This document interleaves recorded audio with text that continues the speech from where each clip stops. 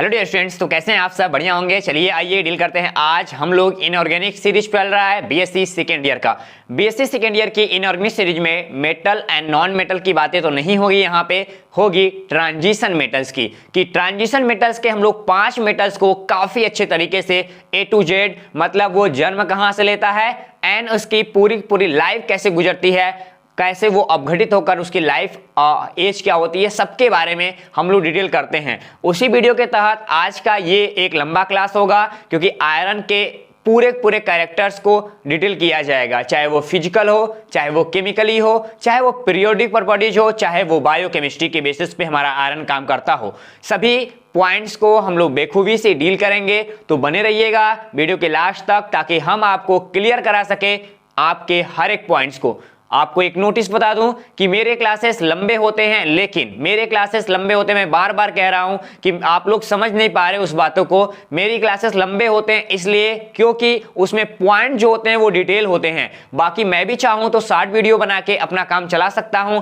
लेकिन हमारा भी काफी टाइम लगता है वीडियो की एडिटिंग में, क्योंकि वीडियो लंबा होगा तो एडिटिंग टाइम लगेगा, अपलोडिंग में टाइम लगेगा। लेकिन हम चाहते हैं कि आप जो भी पढ़ें फ्रेश पढ़ें और डिटेल पढ़ें, क्योंकि आगे चल के आपको एमएससी करनी होगी, आगे चल के आपको आईआईटी जैम देना होगा, आगे चल के आपको कोई भी इंट्रेंस एग्जाम देना होगा, तो 60 से कम नहीं चलेगा। हम लोग शॉर्ट टॉपिक्स को वहां पे डील नहीं कर पाएंगे। आप बीएससी कर रहे हैं, शॉर्ट के चक्कर में मत पड़िएगा। ये क्लास 9 क्लास 12 नहीं है, ये चीज आप ध्यान दीजिएगा। ठीक, पिछले 2 सालों से पेपर नहीं हो रहा है, इसलिए इस बार पेपर थोड़ा सा हुआ है, लेकिन उसके सीक्वेंस चेंज हो गए हैं। ये भी पेपर ढंग से होगा तो शॉर्ट आंसर जो लिख के आएंगे उनको सही तरीके से नंबर नहीं मिलता बीएससी में। ये चीज आप ध्यान रख के ही पेपर देंगे और तैयारी करेंगे, क्योंकि आने वाले दिनों में आप बैक होंगे, वापस होंगे, तो आपको पिछले जैसे पेपर होते थे वैसे ही पेपर देने पड़ेंगे। ये चीज आप ध्यान दीजिएगा। चलते हैं अपने टॉपिक को देख लेते हैं। आज के क्लास में हमको देखना क्या है?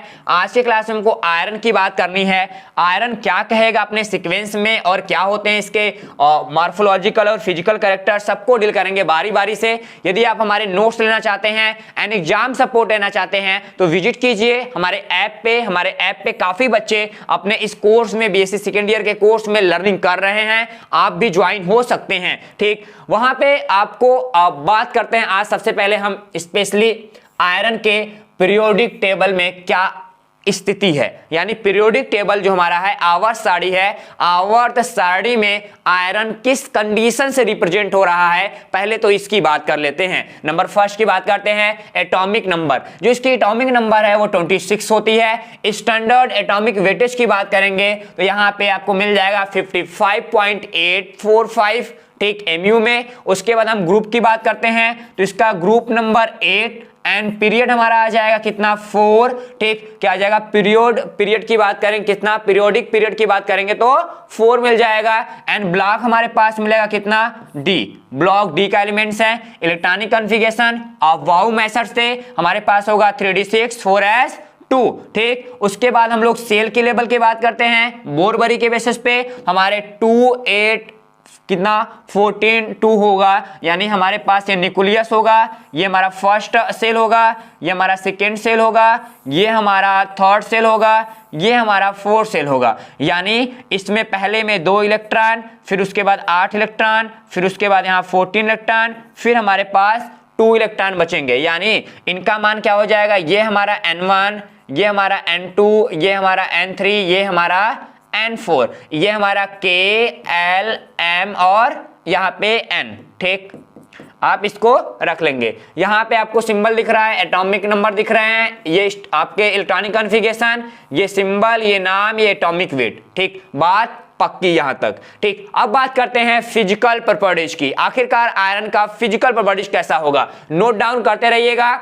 बात करते हैं यहाँ पे फेज एट STP यानी स्टैंडर्ड टेम्परेचर प्रेशर पे इसका अवस्था क्या होगा, तो ये सॉलिड होगा। कैसा होगा? सॉलिड होगा। बात करेंगे बॉइलिंग मेल्टिंग पॉइंट्स की। सबसे पहले मेल्टिंग पॉइंट्स हमारे पास कितना होगा, 1811 केल्विन में, डिग्री सेल्सियस में 1538, फॉरेनहाइट में 2800 हमारे पास क्या हो जाएगा, स्पेशली फॉरेनहाइट में इसकी मेल्टिंग पॉइंट्स यानी मेल्ट हो जाएगा, पिघल जाएगा। ये चीज याद रखिएगा। बात करेंगे बॉइलिंग पॉइंट्स, उबलेगा कब, यहां से 3134 डिग्री सेल्सियस सॉरी 3134 केल्विन पे उबलने लगेगा। डिग्री सेल्सियस में 2862 पे, फ़ारेनहाइट में कन्वर्ट करेंगे तो कितना हो जाएगा 5182 फ़ारेनहाइट में इसकी उबाल आने लगती है। किसकी? आयरन की बात कर रहा हूं। ठीक, डेंसिटी की बात करते हैं। डेंसिटी यदि सॉलिड के फॉर्म में तो कितना होगा, यहां पे 7.8 ग्राम पर क्यूबिक में दिखाएगा। उसके बाद यहां पे हमारे पास लिक्विड कंडीशन में होगा तो कितना होगा 6.98 ग्राम पर क्यूब में हमको दिखाएगा।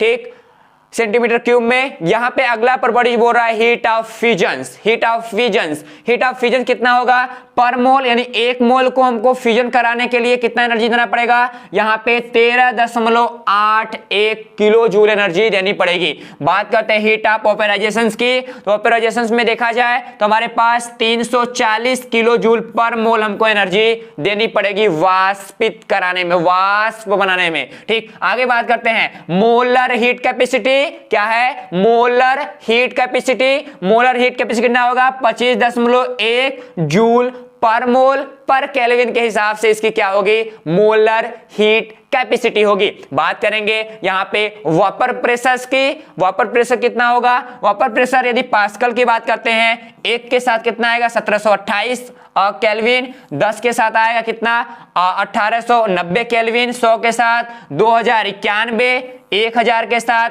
2346, 10,000 के साथ 2679 और हमारा 1 लाख यदि हमारा प्रेशर दिखा रहा है पास्कल में तो हमारे पास कितना टेम्परेचर देना पड़ेगा केल्विन में, स्पेशली 3132 केल्विन टेम्परेचर हमको कहीं ना कहीं क्लियर कराना पड़ेगा। ये चीज आप ध्यान रखिएगा। ठीक, बात पल्ले पड़ रही है, ओके, कमेंट करते रहना ताकि मैं समझ सकूं कि आपको हर पॉइंट्स मेरे क्लियर हो रहे हैं और आप अच्छे तरीके से अपने नोट्स बना रहे हैं। ठीक, एकदम बीएससी जैसा नोट्स बनाओ, दिखाओ किसी को तो लगे कि बच्चा बीएससी कर रहा है, हर एक चीज जानता है, डीपली जानता है। इससे आयरन के बारे में कुछ भी पूछ लो, आज की क्लास लेने के बाद आप समझ सकोगे कि आयरन के बारे में आपको जानकारी नहीं चाहिए। रिसर्च करोगे तब जाके आज से ज्यादा आपको आयरन के बारे में जानना पड़ेगा। यदि रिसर्चर नहीं है, नॉर्मली एमएससी तक यही परपॉडिज पूरा काम कर जाएगा आपका 100%। आपको एमएससी तक के नोट्स प्रोवाइड होगा, कोई दिक्कत नहीं है। लगा कि एकदम ठोक के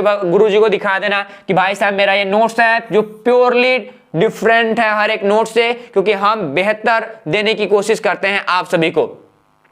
बात करते हैं ऑक्सीडेशन स्टेट की, ऑक्सीकरण अवस्था की। ऑक्सीकरण अवस्था कितना होगा स्टूडेंट, ऑक्सीकरण अवस्था इसका कैसा होता है, एम्फोटेरिक ऑक्साइड के फॉर्म में होता है। एंड ये कितना दिखाएगा, देखो 2 इधर दिखा रहा, 3 ऑक्सीडेशन इधर, उसके बाद यहाँ पे 1 2 3 4 5 6 7 ऑक्सीडेशन स्टेट इधर से और 3 इधर से, 10 यानी 11 ऑक्सीडेशन स्टेट इसके नजर आएंगे। किसके, आयरन के। इलेक्ट्रोनेगेटिविटी की बात करेंगे, इलेक्ट्रोनेगेटिविटी पाउलिंग स्केल पे कितना है 1.83 है, यानी मेटल का बेहतर कैरेक्टर रिप्रेजेंट करेगा। आयोनाइजेशन एनर्जी की बात करेंगे, 3 आयोनाइजेशन एनर्जी हमने लिया है। पहले बात करते हैं E1 की, E1 कितना आएगा 762.5 किलो जूल पर मोल, यानी ये कह रहा है कि यदि हमारे पास Fe ऐसा होगा, क्या होगा Fe ऐसा होगा तो लास्ट जो ऑर्बिटल होगा क्या होगा, इसमें 2, इसमें 8, इसमें 14, इसमें 2। ठीक, तो इसका जो 2 इलेक्ट्रॉन इसमें पाए जा रहे हैं, इसके इलेक्ट्रॉन को, फर्स्ट इलेक्ट्रॉन को निकालने के लिए कितना एनर्जी देना पड़ेगा, स्पेशली 762.5 किलो जूल एनर्जी देना पड़ेगा। वहीं बात करेंगे सेकेंड की, तो सेकेंड में 1561.9 किलो जूल लगेगा। क्यों भैया ज्यादा लग रहा है, क्योंकि न्यूक्लियर इफेक्ट लग रहा है। न्यूक्लियर इफेक्ट लगेगा तो हमारे पास जो न्यूक्लियर चार्जेज होंगे वो लास्ट ऑर्बिटल में अपना ज्यादा इफेक्ट दिखाएंगे, इसलिए इलेक्ट्रॉन को निकालना बड़ा मुश्किल होगा। आपको पढ़ाया जाएगा भी स्क्रैनिंग इफेक्ट। ठीक, तो उसके बाद हम बात करते हैं, इसको हो जाएगा ये क्या, ये हो जाएगा E2। बात करेंगे नंबर 3, तीसरा इलेक्ट्रॉन निकालने के लिए क्या करना पड़ेगा, यहाँ पे 2957 किलो जूल देना पड़ेगा। किसके लिए,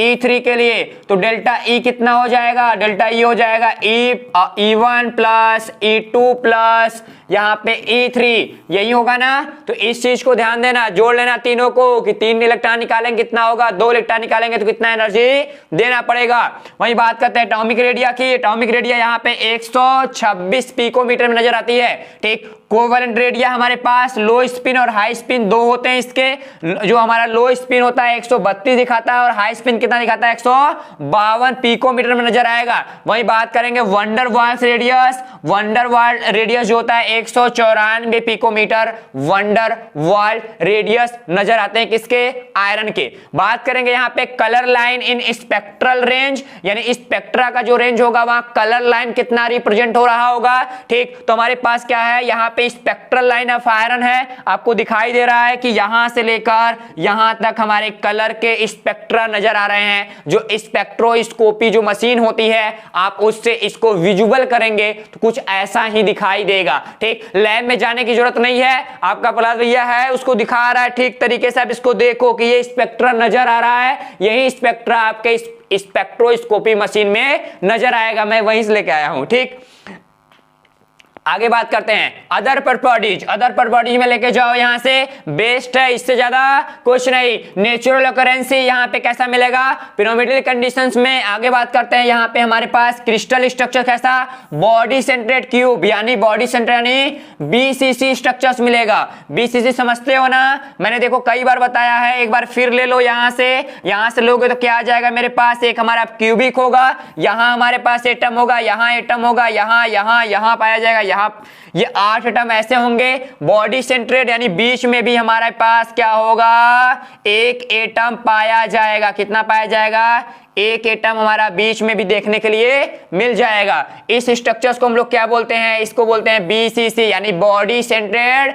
क्यूबिक सेल। ओके, क्लियर हो जाएगा। आगे यहां बोल रहा है स्पीड ऑफ साउंड, किसमें, speed of sound in thin rod, यानी एक लोहे का रॉड हो उसमें उसकी साउंड कितनी होगी। तो देखो कितना बोल रहा है, 5120 मीटर पर सेकेंड। ध्यान देना, इलेक्ट्रोलाइट्स की बात कर रहा है। क्या 5120 मतलब स्पेशली 5 किलोमीटर प्रति सेकंड की स्पीड से, कितना, 5 किलोमीटर प्रति सेकंड से इसमें स्पीड हो सकती है। किसमें, आयरन के पतले से राड में। मोटे से बंबू की बात नहीं कर रहा हूं मैं, पतले से राड की बात कर रहा हूं। आगे थर्मल एक्सपेंशन कितने होंगे, थर्मल यानी फैलाव कितना होगा, गर्म करेंगे तो स्पेशली यहां पे 11.8 माइक्रोमीटर में हमारे पास फैलाव होगा।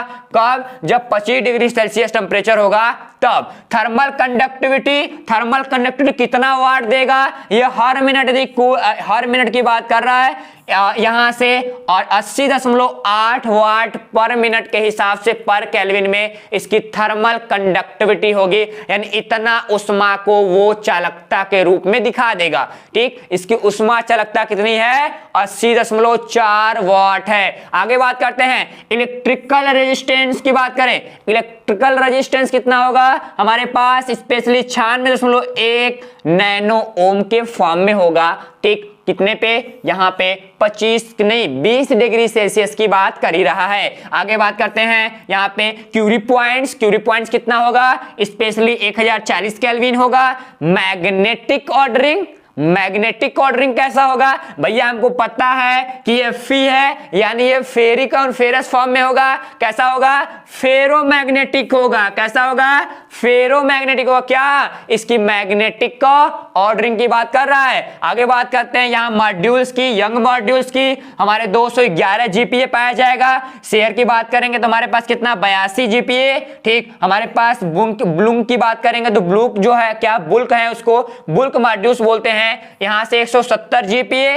एंड हमारे पास स्पेशल पैसन रेशियो की बात करें 0.29 पैसन रेशियो होगा। यहां पे हार्डनेस 4 पाया जाएगा, किसका, मोस का। एंड हमारे पास विकर्स हार्डनेस कितना होगा, यहां पे 608 एमपीए देखने को मिलेगा। बर्नेल की बात करते हैं 200 से लेके 1100 एमपीए हार्डनेस देखने के लिए मिल जाएगा। यदि इसके अंदर हम लोग क्या मिलाएंगे, थोड़ा सा क्रोमियम मिला दो, थोड़ा सा क्रोमियम या थोड़ा मैग्नीशियम मिला दो, इसकी हार्डनेस और बढ़ जाएगी। ओके, बात करते हैं सबसे लास्ट पॉइंट, सबसे फेवरेट नंबर हमारा है जिसको बोलते हैं सीएस नंबर। लेबोरेटरी पॉइंट्स की बात करें, सीएस नंबर हमारे पास कितना है, यहां पे 74 39 79 0 74 कहाँ गया भाई साहब मेरा, ठीक, इसको कर लो, कर लोगे कितना, हमारे 74 39 89 6 हमारा क्या है, ये हमारे पाए जाएंगे स्पेशली CS नंबर, यानी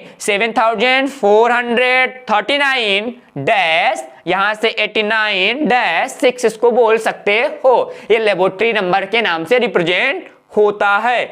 ठीक, आगे बात करते हैं एलोट्रॉफ्स की। हमने देखा क्या, हमने देखा स्पेशल कैरेक्टर्स को लगे हाथ हमने 15 मिनट में खत्म कर लिया। अब हमारे पास होता है एलोट्रॉफ्स। आखिरकार क्या होते हैं इसके एलोट्रॉफ्स, उसको भी देखते हैं। सबसे पहले बात करते हैं यहां पे इसके मोलर वॉल्यूम वर्सेस हमारे जो प्रेशर्स की बात कर रहा है, क्या प्रेशर्स की बात कर रहा है, किसका, अल्फा आयन, किसका, अल्फा आयन, किस पे, रूम टेम्परेचर पे, ठीक, किस पे, रूम टेम्परेचर पे। तो इसके जो अल्फा आयंस की बात, आयरन की बात करेंगे, ये रूम टेम्परेचर पे कैसे होता है, स्पेशल सॉलिड होता है, हमने देखा। तो स्पेशली ये क्या करता है, ये डिनोटेड होते हैं 3 टाइप में इसके, कौन कौन, अल्फा, सॉरी 3 या 4 मिले, alpha, gamma, delta and theta. ठीक, ये 4 तरह के हमारे क्या मिलते हैं, ऑर्डर मिलते हैं, अरेंजमेंट होता है किसके, आयरन के, कौन से, यहां पे एलोट्रॉफ्स के बारे में ध्यान देना, बढ़िया चीज है, अच्छे से रख के जाना इसको कि आयरन का कभी भी पूछे कि एलोट्रॉफ्स कितने होते हैं, तो 4 एलोट्रॉफ्स होते हैं। चारों एलोट्रॉफ्स आपको यहां पे दिखाई दे रहे हैं, आप इसको ध्यान दीजिएगा। अल्फा, गामा, यहाँ पे अल्फा बीटा, अब अल्फा बीटा नहीं है, अल्फा है, गामा है, डेल्टा है एंड फाई है। ठीक, ये स्पेशली 4 नजर आ रहे हैं एलोट्रॉफ्स के फॉर्म में, ये चीज आप ध्यान दीजिएगा। ठीक, आगे बात करते हैं, बोलता है फर्स्ट 3 जो है, पहले के जो 3 हैं उनको एब्जॉर्ब करते हैं हम लोग किससे, स्पेशल ऑर्डिनरी प्रेशर से। ऑर्डिनरी प्रेशर हम जब लगाते हैं तब इन तीनों को प्राप्त करते हैं। यहां पे बोलता है एस मेल्टेन, यानी जब हम लोग गर्म करते हैं किसको, आयरन को, फिर क्या करते हैं, कूलिंग करते हैं, का फ्रीजिंग पॉइंट 1538 डिग्री सेल्सियस पे जब हम फ्रीजिंग पॉइंट्स पर जाते हैं उनका क्रिस्टल बनता है। ठीक, जिसको हम लोग क्या बोलते हैं, स्पेशली यहाँ पे देखो ये किसका है, ये लेमडा का चिन्ह है। ठीक, इसको लेमडा आइसोट्रॉफ्स बनता है, ये चीज आप ध्यान दीजिएगा। विच है, ये बॉडी सेंटर्ड क्यूबिक क्रिस्टल में होता है। कैसा होता है ये जो हमारे पास बता रहा है, ये कैसा होगा, यहाँ पे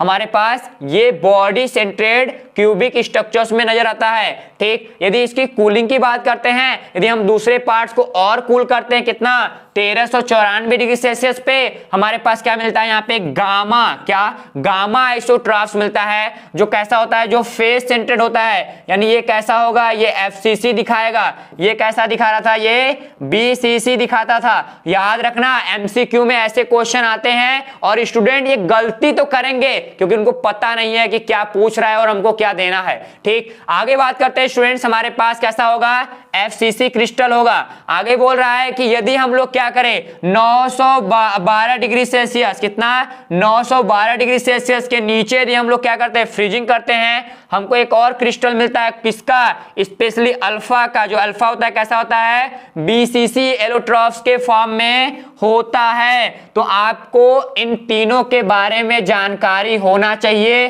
कि पहला कैसा है, पहला जो हमारा अल्फा है वो कैसा है, BCC स्ट्रक्चर दिखाता है। जो हमारा यहाँ पे गामा दिखाई दे रहा है वो कैसा है, वो हमारा स्पेशली FCC स्ट्रक्चर दिखा रहा है। जो हमारा डेल्टा है वो कैसा दिखा रहा है, ये भी हमारा BCC स्ट्रक्चर्स को रिप्रेजेंट कर रहा है। यानी 3 लोग 3 तरह के स्ट्रक्चर्स नहीं, 2 तरह के स्ट्रक्चर्स को नजर आ रहा है। इस भाई साहब का पता नहीं, पता होगा तो बता देंगे। ओके, इतना आप कॉपी कर लेंगे। आइसोट्रॉफ्स की और बात करें थोड़ा सा, सबसे स्टेबल आइसोट्रॉफ्स कौन है, सबसे स्टेबल आइसोट्रॉफ्स कौन है, तो 54 जो है, कितना, 54 जो आइसोट्रॉफ्स है वो सबसे ज्यादा स्टेबल है। हमारे नेचर में कितना पाया जाएगा, 5.84% नेचर में पाया जाता है। एंड दूसरा आइसोट्रॉफ्स हमारे पास 56 है। ठीक, क्या है, Fe56 हमारे पास है। इसके एटॉमिक नंबर वेट कितना होगा, 56 होगा। ये कितना पाया जाएगा, ये 91.7%, कितना, 91.7% हमारे नेचर में होगा। और तीसरा हमारे पास नंबर 3 की बात कर रहा हूं, नंबर 3 कितना होगा, यहाँ पे 57 हमारे पास 2.1% पाया जाएगा। बात करेंगे 58, नंबर 4 की, नंबर 4 कितना होगा 0.282% हमको देखने को मिलता है। तो ये 4 आइसोट्रॉप्स हैं जो हमारे नेचर में हमको देखने को मिल जाते हैं, जो सबसे ज्यादा स्टेबल आइसोट्रॉप्स माने जाते हैं। किसके? हमारे Fe के यानी आयरन के। बात करेंगे यहाँ पे आर्टिफिशियल आइसोट्रॉप्स की, तो आर्टिफिशियल आइसोट्रॉप्स में 20 से 30 आर्टिफिशियल आइसोट्रॉप्स बनाए गए हैं, क्रिएट किए गए हैं। किसके द्वारा? ह्यूमन के द्वारा, ठीक। और बोल रहा है कि इनमें से जो हमारे कुछ स्टेबल आइसोट्रॉप्स होते हैं वो सबसे ज्यादा जो होता है वो हमारा 57 सबसे ज्यादा होता है, और जो इसकी न्यूक्लियर स्पिन होती है 1/2 होती है। तो बात पक्की है। यदि पूछता है कितने आइसोट्रॉप्स हैं, बताएंगे 4 आइसोट्रॉप्स हैं। आर्टिफिशियल कितना है? 20 है। सबसे स्टेबल कौन है? 57 है, ठीक। और इसके बोले ये भाई साहब इसका न्यूक्लियर स्पिन कितना है? 1/2 है। इतना तो बात क्लियर हो जाएगा, ठीक। आगे बात करते हैं न्यूक्लियोइड कंडीशंस में। न्यूक्लियोइड में यहाँ पे हमारे पास जो Fe होता है वो यदि देखें थ्योरिटिकल कंडीशंस में, कैसे? थ्योरिटिकल कंडीशन में देखें तो हमारे पास डबल इलेक्ट्रॉन कैप्चर करने की पावर्स होती है क्रोमियम के जैसा। कैसे? क्रोमियम। बट इन प्रोसेस में हमको ऑब्जर्वेशंस देखने के लिए नहीं मिलता, लोअर लिमिट और हाफ लाइफ देखने के लिए मिल जाता है। यानी इसकी जो हाफ लाइफ होगा कितना होगा? 3.1 इंटू 10⁻22 ईयर्स, मतलब इतना साल जिंदा रहेगा। एक बार लगा के भूल जाओ कि हम लगाए भी थे, मरेगा ही नहीं, मतलब जंग वंग इनमें लगने वाला नहीं है, क्योंकि इसकी हाफ एज कितनी है? बहुत तो ज्यादा है। कई 100 साल नहीं, कई करोड़ों साल, अरबों साल चलेगा एक बार लगा देंगे तो। देख रहे हो ना, 10⁻22 ईयर, नहीं कहीं कहीं अवगाद्रो नंबर के बराबर हो गया, ठीक। इतना साल हमको देखने के लिए बाद मिलेगा। क्या? इसकी लोअर लिमिट पावर होती है, ये चीज ध्यान देना। Fe60 की बात करें, जो Fe60 होता है वो रेडियो न्यूक्लियोइड होता है। कैसा होता है? रेडियो न्यूक्लियोइड होता है। इसमें इसका लॉन्ग हाफ एज, मतलब इसका तो और लंबा पाया जाए, कितना? 2.6 मिलियन ईयर। कितना? 2.6 मिलियन ईयर हमारा रेडियो 60, मतलब रेडियो जो न्यूक्लियोइड है जिसको हम Fe60 के नाम जानते हैं, ये और लंबा आपका जिंदा रहेगा, ठीक। अब बात करते हैं, लेकिन ये हमारे अर्थ पे देखने के लिए नहीं मिलता। कहां पे? अर्थ पे देखने के लिए नहीं मिलता।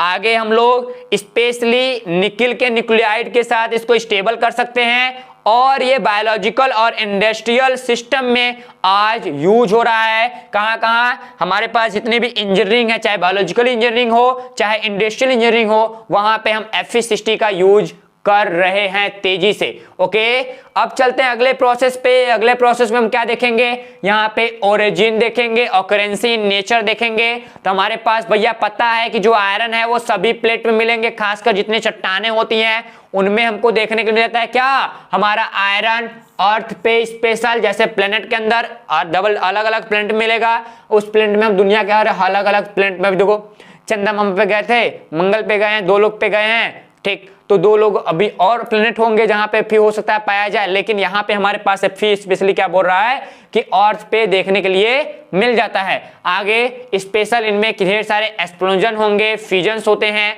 ठीक। कब?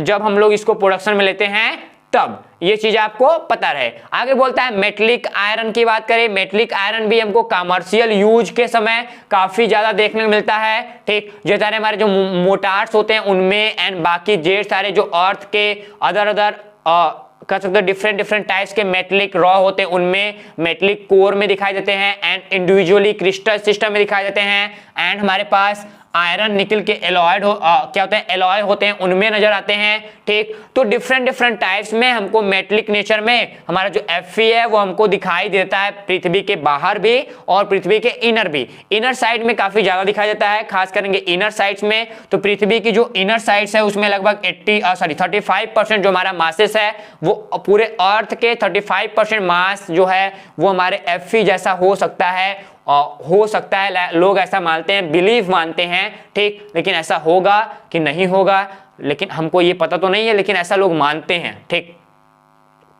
आगे बोले, यहां पे हम लोग मैग्नेटिक फील्ड बोलता क्या है कि electric current in the liquid outer core in believe to be origin of the earth magnetic field.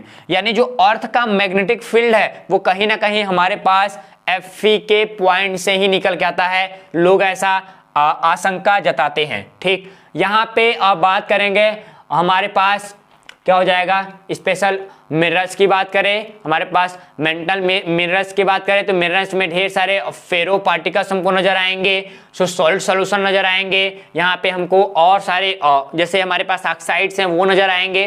तो ढेर सारे ऑक्साइड हमारे मिनरल्स के फॉर्म में हमारे एटमॉस्फेयर में मिलते रहते हैं, किसके, Fe के भी। ठीक, ये आपके लिए इंपॉर्टेंट नहीं है, लेकिन आप यदि चाहते हैं तो स्क्रीनशॉट कर सकते हैं, बाद में इसको बैठ के आसानी से पढ़ लीजिएगा। ठीक, आगे बात करते हैं बाइनरी कंपाउंड्स की, जो आपके लिए इंपॉर्टेंट हैं। बाइनरी कंपाउंड मतलब जो एसिड और बेस दोनों का काम करे, एसिड और बेस दोनों का काम करे, इसको क्या बोलेंगे, बाइनरी, यानी एम्फोटेरिक ऑक्साइड की बात कर ही रहा है। बात करते हैं ऑक्साइड एंड हाइड्राइड्स की, बात करते हैं हम लोग फेरस आयरन की 2 के फॉर्म में। फेरस आयरन की बात करें, फेरस ऑक्साइड की बात करें, Fe2, ये दिख रहा है फेरस ऑक्साइड है। ठीक, यहाँ पे Fe की वैलेंसी कितनी है, 2 है। बात करेंगे दूसरा फेरिक ऑक्साइड यानी Fe2O3, ये जो दिखाई जा रहा है क्या है, यहाँ बैलेंस इसकी 3 है, ये फेरिक फॉर्ट है। आगे बोल रहा है यहाँ पे फेरोफेरिक बोल रहा है, कैसा, फेरोफेरिक कंडीशंस यानी Fe कितना, एक Fe देखो कितना हो जाएगा, ये चार लोग मिलके यहाँ बना लेंगे और 2 लोग मिलके उसको 3 बना लेंगे, यानी कि इसको बोलते हैं फेरो। ठीक, क्या बोलते हैं, फेरोसोफिरिक, क्या, फेरोसोफिरिक ऑक्साइड। यहाँ पे आपको ये नजर आ रहा है, यहाँ पे किसकी बैलेंसी, इसकी आयरन की ऑक्सीडेशन स्टेट कितनी होगी, 2 भी रिप्रेजेंट होगा और 3 भी रिप्रेजेंट होगा, ये चीज ध्यान दीजिएगा। आगे यहाँ पे वेरियस टाइप के ऑक्साइड भी बनाते हैं और वेरियस टाइप के हाइड्राइड्स भी बनाते हैं, और इसके जो मोस्ट कॉमन हाइड्राइड्स हैं या ऑक्साइड हैं, सबसे ज्यादा कॉमन जो ऑक्साइड्स हैं वो Fe3O4 है और यहाँ पे Fe2O3 है। तो सबसे मोस्ट कॉमन ऑक्साइड यही दोनों नजर आते हैं, जिसमें 2 वैलेंसी और 3 वैलेंसी और 2 वैलेंसी हमको नजर आती है, ये चीज आप जानते रहिएगा। आज बात करते हैं आयरन 2 वैलेंसी की, तो आयरन 2 वैलेंसी अनस्टेबल कंडीशन में होता है रूम टेम्परेचर पे। ये चीज ध्यान दीजिएगा कि हमारे पास जो हमारा Fe2 होता है, सॉरी कहाँ गए भाई, हमारे पास क्या होगा, हमारे पास यहाँ पे दिखाई देगा क्या, FeO जो होता है ये रूम टेम्परेचर पे कैसा होता है, अनस्टेबल होता है, मतलब फिर किसी से रिएक्शन कर लेगा। ठीक, आगे ध्यान देना, तो इसलिए इनको नॉन स्टोइयोमेट्रिक कंपाउंड्स के नाम से जानते हैं, क्या, नॉन स्टोइयोमेट्रिक कंपाउंड्स के नाम से हम लोग जानते हैं। आगे बोलता है कि हमारे पास इनका जो प्रोडक्शन होता है वो अलग अलग कंपाउंड से होता रहता है, तो कंपाउंड के बारे में हम नहीं जानते, इसके यूजेस को पढ़ लेते हैं। Also used in the production, इन हमारे पास जितने भी फेरस होते हैं यूजफुल होते हैं किसमें, मैग्नेटिक हमारे पास स्टोरेज के फॉर्म में, एंड हमारे पास मीडिया इन हमारा कैप्चरिंग के फॉर्म में, जो हमारे ढेर सारे क्या है, कंप्यूटर्स हैं, क्या है, कंप्यूटर्स हैं, उनको फॉर्म बनाते हैं। एंड हमारे पास जो ढेर सारे पिगमेंट्स बनते हैं, पिगमेंट्स यानी कलर में भी हम लोग बाइनरी कंपाउंड्स का यूज कर रहे होते हैं। ठीक, आगे बात करते हैं हाइलाइट्स। हाइलाइट्स में देखने को मिलेगा, ये स्पेशल कैसा मिलेगा, एलो पाउडर साइड्स, आपको दिख रहा होगा यहाँ पे एलो पाउडर साइड्स हमारे कैसे मिलते हैं, इसके मोस्टली इन लम्प्स। जो हमारे हाइलाइट्स होंगे येलो कलर के होंगे, लेबोरेटरी में आपको देखने मिल जाएगा गैस के ऊपर, जैसे बोलता है hydrated ion chloride, hydrated ion chloride, या आप क्या बोलेगे इसके यहाँ पे फेरिक क्लोराइड यानी Fe3, सॉरी क्या कह जी, FeCl3 की बात कर रहा है। क्या हुआ है आज, ठीक, यहाँ पे FeCl3 की बात कर रहा है, तो आपको ये दिख जाएगा, ये binary ferrous and ferric highlight दोनों के बीच में जानते हैं इसको। ठीक, जो हमारे पास फेरस हाइलाइट होता है वो ट्रैपिकल होता है, ठीक, ये चीज ध्यान दीजिएगा, और जो हमारा फेरिक ऑक्साइड होता है वो हमारा काफी बेहतर होता है, स्टेबल होता है। ठीक, यदि रिएक्शन करना हो हाइड्रोक्साइड, यहाँ पे क्या हाइड्राइड्स है, फिर रिएक्शन करेगा, क्या बनेगा, हमारा फेरिक ऑक्साइड बन जाएगा। ठीक, इस फॉर्म में ये हमारा फेरस ऑक्साइड है, ये हमारा हाइड्रोजन गैस ऊपर लग जाएगा, मतलब कुल मिला जुला के Fe है, 2HCl है, यहाँ पे रिएक्शन कराएंगे तो क्या बनेगा, हाइड्रोजन गैस बाहर निकल जाएगा और FeCl2 हमको बन जाएगा। ठीक, जो FeCl2 होगा वो नॉन स्टेबल होगा, ये चीज आप ध्यान दीजिएगा। ठीक, तो हमारे पास X के जगह हम क्या रख सकते हैं, ढेर सारे हाइलाइट ग्रुप को रख सकते हैं, और कॉमन हमको फेरिक क्लोराइड और फेरस क्लोराइड आपको देखने के लिए मिल जाएंगे। ठीक, आगे यहाँ पे सॉल्यूशन केमिस्ट्री की बात करें तो सॉल्यूशन केमिस्ट्री आपके सिलेबस में नहीं है, लेकिन आप स्क्रीनशॉट करके इसको पढ़ सकते हैं। जो अलग अलग कंपाउंड्स होते हैं, अलग अलग सॉल्यूशंस को रिप्रेजेंट करते हैं लेबोरेटरी मेथड में। जब हम लोग लैब वाला सेक्शन देखेंगे तब आपके लिए ये इंपॉर्टेंट होगा। स्क्रीनशॉट करके यदि पढ़ना हो तो आप इसको रख सकते हैं, कोई डाउट नहीं है। हाँ, कोऑर्डिनेशन केमिस्ट्री की बात करें, कोऑर्डिनेशन कंपाउंड की बात करें तो स्पेशली इलेक्ट्रॉनिक स्ट्रक्चर्स के बेसिस पे देखें तो हमारे पास जो आयरन होता है वो वेरी लार्जेस्ट कोऑर्डिनेशन और आर्गेनो जो हमारे ऑर्गेनोमेटलिक केमिस्ट्री होती है उसको बनाता है। यानी हम लोग देखें कोऑर्डिनेशन केमिस्ट्री के बेसिस पे, ऑर्गेनोमेटलिक केमिस्ट्री के बेसिस पे जो हमारा Fe है, आयरन है, वो मोस्ट इंपॉर्टेंट कह सकते हो एटम्स के रूप में जाना जाता है। ठीक, ये चीज आप ध्यान दीजिएगा। आगे बात करते हैं कि हमारे पास क्या होता है, टू बोलता है क्या, टू एनेंटियो, क्या टू एनेंटियो मॉर्फिज्म ऑफ, यहां से फेरो ऑक्सिलेट आयन, जो क्या होते हैं फेरो ऑक्सिलेट आयन का फॉर्मेशन करता है। एंड मेनी ऑफ, यहाँ पे many coordination compounds of iron, जैसे हमारे ढेर सारे आयरन कंपाउंड बनते हैं, बोलता है क्या है 6 कोऑर्डिनेट आयन। हमारे पास क्या बनता है हेक्सा फेरोसाइनेट, क्या बनता है हेक्सा फेरोसाइनेट बन जाएगा। इस चीज को ध्यान देना। हेक्सा फेरोसाइनेट किसको बोलते हैं हम लोग, Fe बोलते हैं। ये यहाँ पे CN6 के फॉर्म में देखने के लिए मिल जाएगा। क्या यहाँ पे एक हमारे पास क्या होगा, इसको ठीक ठाक कर लेते हैं, शायद आपको दिक्कत होगी। ठीक, हमारे पास यहाँ पे दिया है तो इसको देख लो। हमारे पास ये क्लोराइड है, ठीक, क्या है यहाँ पे Fe, हमारे पास क्या हेक्सा क्लोरो, क्या बोलते हैं हेक्सा क्लोरोफेरेट थर्ड हमको मिल जाता है। ये मिक्स्ड साल्ट होता है, ये चीज ध्यान देना। मेथिलो एल्युमिनियम के कितना, मेथिल एल्युमिनियम जो होता है उसका मिक्स सॉल्ट हमको दिखाई देता है, मेथिल एल्युमिनियम। ठीक, हेक्सा क्लोरोफेरेट क्लोराइड हमको देखने को मिलता है मिक्स सॉल्ट के रूप में। ये चीज आप ध्यान देते रहिएगा। ठीक, आगे बात करते हैं कम्प्लेक्सेस विथ मल्टी, हमारे पास डाई जो हमारे पास डाई डेंटेड लिगेंड्स होते हैं, कैसे डाई डेंटेड लिगेंड होते हैं। ठीक, जो हमारे एक मोनोडेंटेड लिगेंड होते हैं, एक डाई डेंटेड लिगेंड होते हैं। जो डाई डेंटेड लिगेंड्स होते हैं वहां के साथ ये स्पेशल ज्योमेट्रिक आइसोमेरिज्म को रिप्रेजेंट करते हैं। एग्जांपल आप ट्रांस क्लोरो हैलाइड्स 20 पढ़ सकते हो। ठीक, इसको मैं पढ़ाऊंगा जो ज्योमेट्रिक कंपाउंड्स तो आपको डिटेल कराऊंगा, अभी छोड़ देता हूं। ठीक, आगे हमारे पास यहाँ ऑर्गेनोमेटलिक कंपाउंड्स बनाता है, दो लोगों को देख लो। एक हमारा यहाँ आयरन पेंटा कार्बोनिल होता है, जो ये नजर आ रहा है लैब में, आप देख लोगे इसको। ठीक, दूसरा हमारे पास, पहला इसको कर लो। ठीक, दूसरा किसको करेंगे, हमारे पास पर्शियन ब्लू हो जाता है। ठीक, क्या है पर्शियन ब्लू है, इसका फार्मूला ये याद रखिएगा, ये आपको प्रैक्टिकल के दौरान पूछा जाएगा, टीचर आएगा तो पूछता रहता है। तो पर्शियन ब्लू आपको ये नजर आ रहा है, ये भी आपको लेबोरेटरी में ही पूछा जाता है। दोनों के बारे में मैंने दे दिया है, दोनों आप पढ़ लीजिए, दोनों टेस्ट है, दोनों लेबोरेटरी से लेके आया हूं। ठीक, ओके, आगे बात करते हैं इंडस्ट्रियल यूजेज। तो इंडस्ट्रियल यूजेज में काफी ज्यादा यूज किया जाता है, लार्जेस्ट स्केल पे हम लोग यूज करते हैं इस कंपाउंड्स को। देखो ढेर सारी लोहे की फैक्ट्रियां लगी हैं। ठीक, आप जानते हैं इस चीज को। ठीक, तो स्पेशली हमारे पास क्या है आयरन, यहाँ बोलता है आयरन सेकेंड जो सल्फेट होता है उसका यूज होता है काफी ज्यादा, एंड क्लोराइड का काफी ज्यादा यूज हो रहा है। ये स्पेशल रेडियल अवेलेबल सोर्सेस हमारे पास काफी ज्यादा हो जाती है।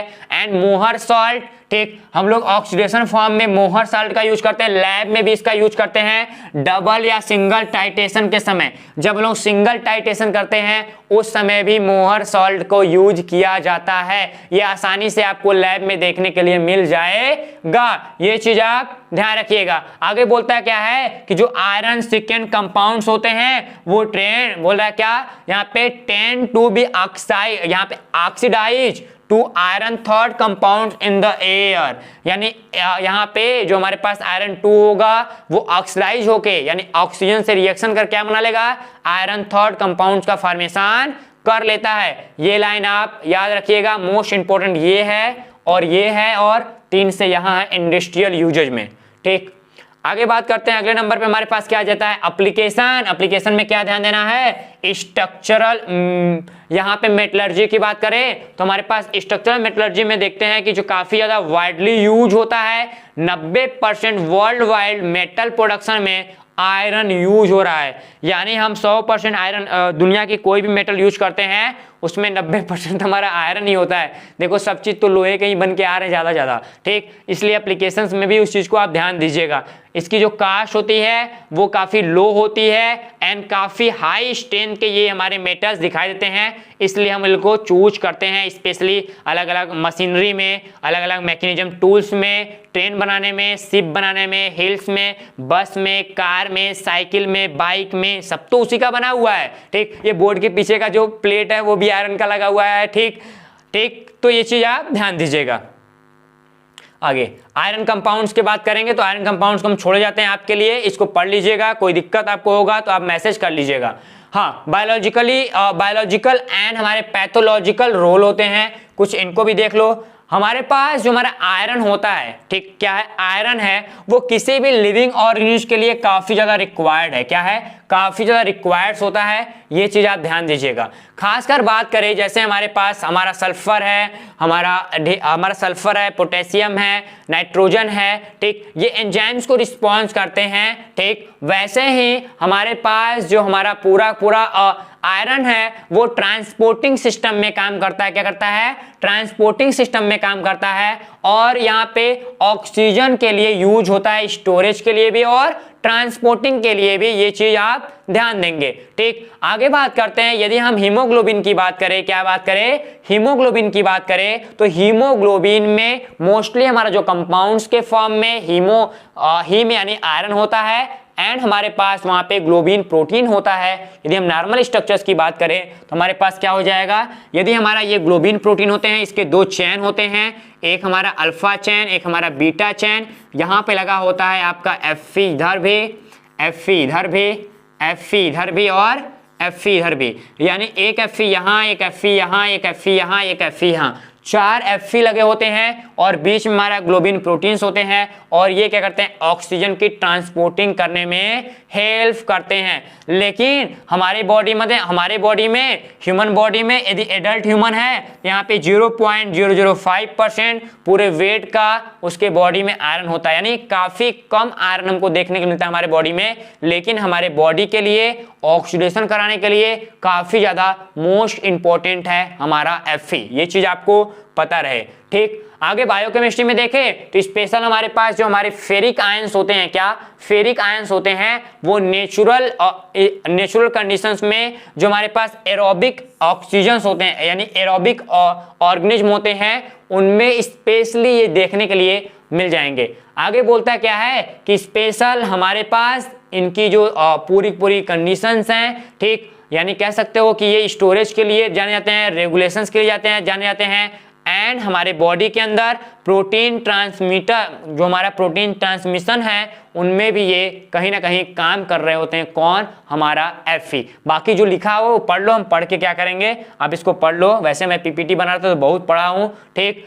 बात लास्ट पॉइंट्स में हम लोग करते हैं हीमोग्लोबिन की, किसकी, हीमोग्लोबिन की। तो बोलता है कि हीमोग्लोबिन क्या करता है, ऑक्सीजन कैरी एंड हमारे पास रेड ब्लड सेल्स, यानी रेड ब्लड सेल्स के साथ हीमोग्लोबिन मिलकर क्या करता है, ऑक्सीजन की कैरिंग करता है और स्पेशल कंट्रीब्यूट करता है, क्या कंट्रीब्यूट करता है, किसमें, यहाँ पे कलर में, किसके लिए, हमारे ऑक्सीजन के कलर के नहीं, रेड ब्लड सेल्स के कलर में कंट्रीब्यूट करता है, और यहाँ पे ट्रांसपोर्टिंग सिस्टम में ऑक्सीजन के काम करता है, और वो हमारे लंग्स से होते हुए हमारे मसल्स तक फ्लो करता है, यानी हमारे मसल्स में जो मायोग्लोबिन होता है उस वहां तक हमारा फॉर्म क्रिएट करता है, और यहाँ पे needed form the metabolic oxidation of glucose, ठीक, यहाँ पे ग्लूकोज करता है जनरेटिंग एनर्जी के फॉर्म में, यानी जो हमारे पास ग्लूकोज होता है उसको ऑक्सीडेशन करने में भी फास्फोरिलेशन जो होते हैं उसमें भी Fe कहीं ना कहीं यूज हो रहा होता है, ये चीज आप ध्यान दीजिएगा।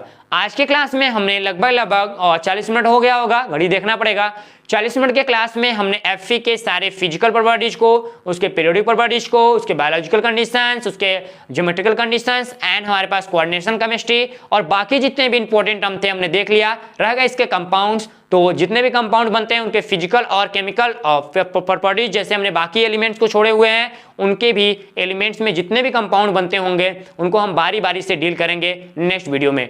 मिलते हैं अगले क्लास में। इस वीडियो को शेयर, सब्सक्राइब, लाइक करते रहिएगा। यदि आप हमारे एप्लीकेशन पे वीडियो देख रहे हैं, तहे दिल से आपका शुक्रिया है। आप यूं ही प्यार देते रहिए। फिर मिलते हैं अगले वीडियो में। तब तक के लिए आप सभी को विदा देते हैं और विदा लेते हैं आप सभी से। Take care, bye bye and Jai Hind.